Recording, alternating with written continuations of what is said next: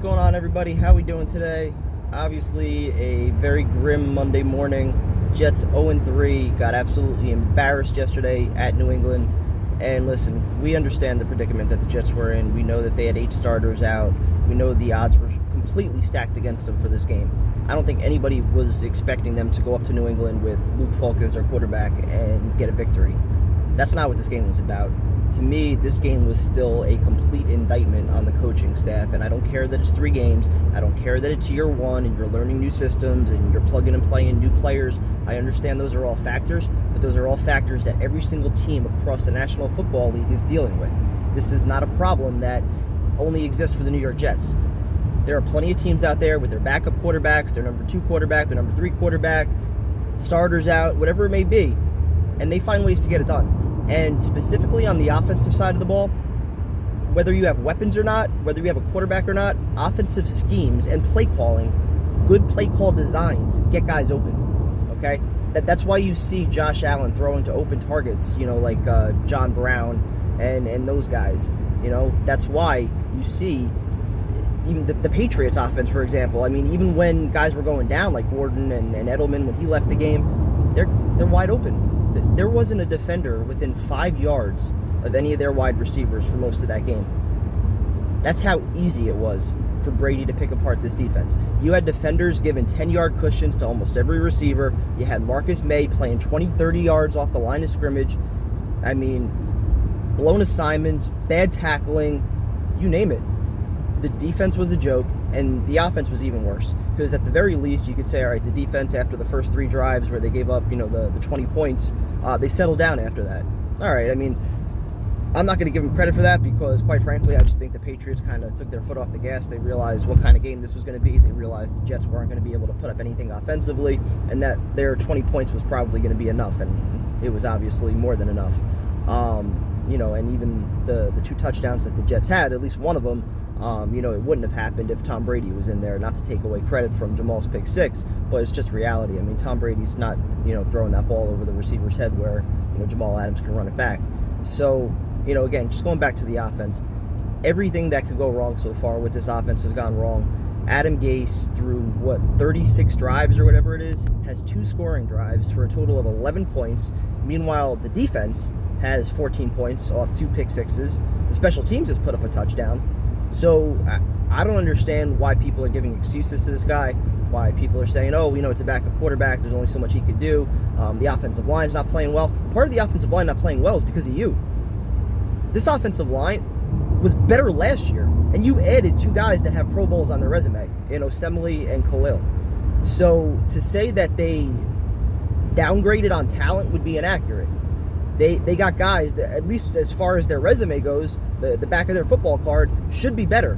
So why is every single one of these guys regressing? Beachum, he's gone backwards. Winters, he's gone way backwards. Brandon Shell, for all that he gets ripped, he had plenty of positive games. And again, I know PFF, say what you want about some of their stats. He had plenty of games where he, graded out, in the 90s for right tackles. He had plenty of games where, he didn't give up any pressures. He looks like a shell of his former self, no pun intended.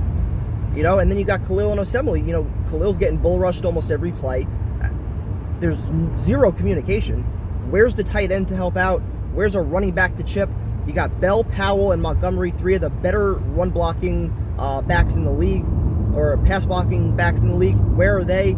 I mean, the play calling is a joke.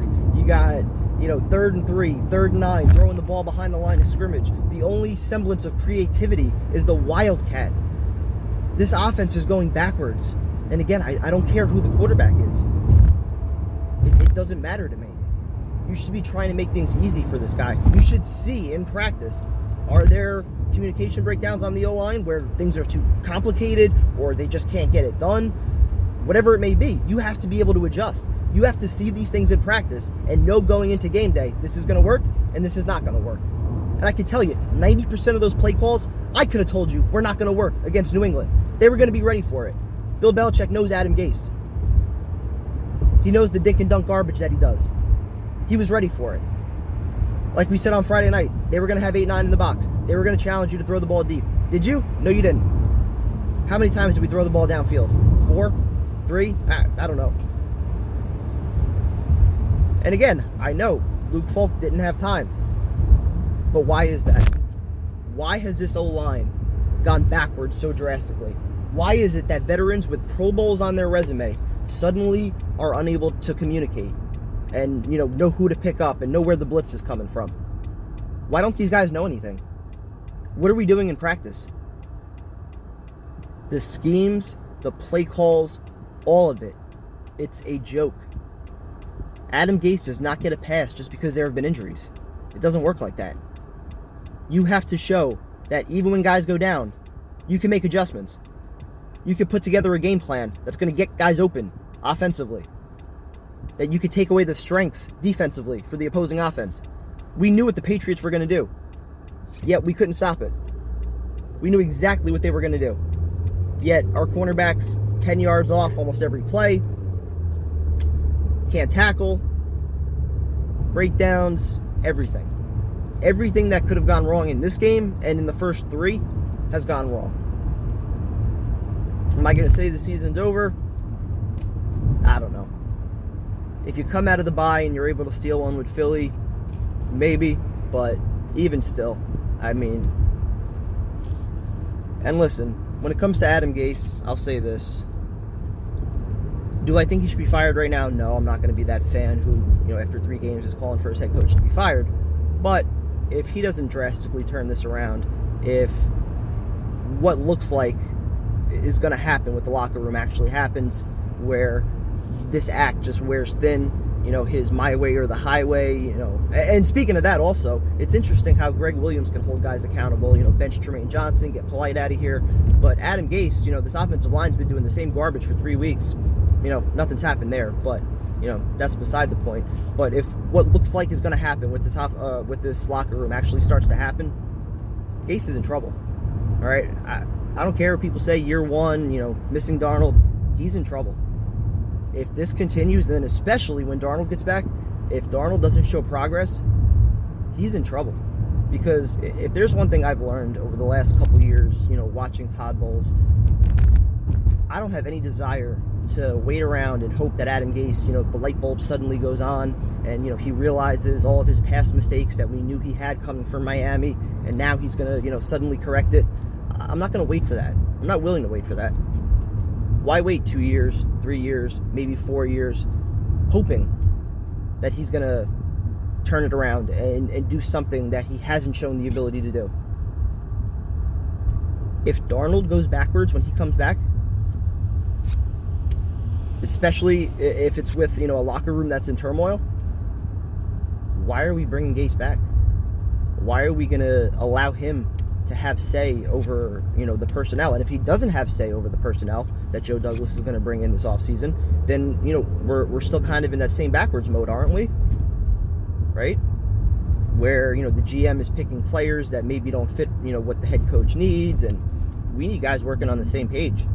And so if Joe Douglas is going to be drafting guys for Adam Gase's system and for Greg Williams' defense, let's be sure those guys are going to be here. And just going off these 3 games, I'm not confident they're going to be here, nor should they be, if they don't get it together over these last 13 games. I'm usually the last one to, scream about firing coaches this early in the year, but these are proven, quote-unquote, proven guys. Greg Williams has been a defensive coordinator for 20 plus years. You dictated his hire, which, was the reason you got Adam Gase. For those that forget, Matt Rule, he was a possibility. Mike McCarthy, he was a possibility. But those guys didn't want to inherit Greg Williams as their defensive coordinator. Let's remember that. All right? Let's go back to that just for a second. All right? When we were going through all the head coaching interviews, right, those guys did not want Greg Williams as their DC. They didn't want it, but we insisted. We're going to hire Greg Williams, so you got to be willing to take him. And Mike McCarthy didn't want it. Matt Rule didn't want it. Adam Gase, he was okay with it.